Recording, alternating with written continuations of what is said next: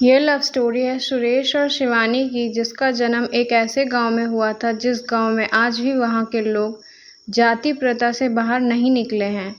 लेकिन उसी गांव में सुरेश नाम का लड़का रहता था जो जाति से दलित समाज का था। वह अपना घर चलाने के लिए बच्चों को ट्यूशन पढ़ाया करता था। सुरेश हमेशा बच्चों को सही राह पर चलने की सीख देता था। शिवानी भी उसी गांव में रहती थी और वह सुरेश की अक्सर बच्चों को पढ़ाते हुए देखा करती थी। शिवानी के पिता गांव के ही मंदिर में पुजारी थे। शिवानी रोज सुबह मंदिर में पूजा करने जाया करती थी। सुरेश भी मंदिर के रास्ते से ही बच्चों को पढ़ाने जाया करता था। अक्सर दोनों एक दूसरे को देखकर नजरें झुका लिया करते थे। सुरेश गांव के बच्चों को एक बरगद पेड़ के नीचे पढ़ाया करता था। कभी कभी शिवानी भी उस जगह आ जाती थी।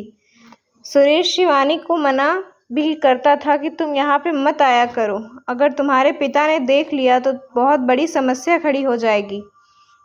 गांव में अक्सर जाति धर्म के कारण बहसबाजी हुआ करती थी और सुरेश इन लड़ाई झगड़ों से दूर रहता था। सुरेश शिवानी को बचपन से जानता था और वह यह जानता था कि शिवानी बहुत जिद्दी है। सुरेश के मना करने के बाद भी शिवानी उस बरगद के पेड़ के पास आया करती थी। एक दिन गांव के एक व्यक्ति ने शिवानी को सुरेश से बात करते हुए देख लिया। फिर उसने ये सारी बात शिवानी के पिता को बता दिया।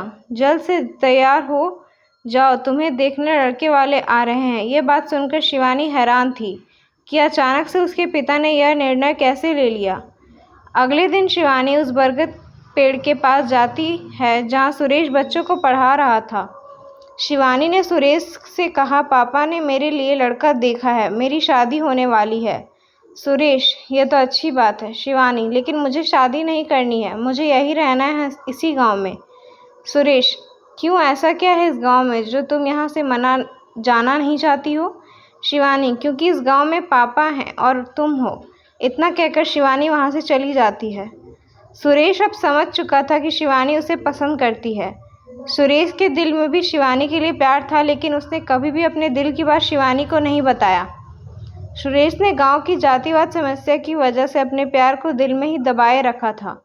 लेकिन जब शिवानी ने उसे कहा कि उसकी शादी होने वाली है, तब सुरेश के दिल की धड़कनें तेज हो गई थी। लेकिन उस समय सुरेश ने शिवानी के सामने ऐसा बात किया मानो जैसे कि उसे कोई फर्क ही नहीं पड़ा हो।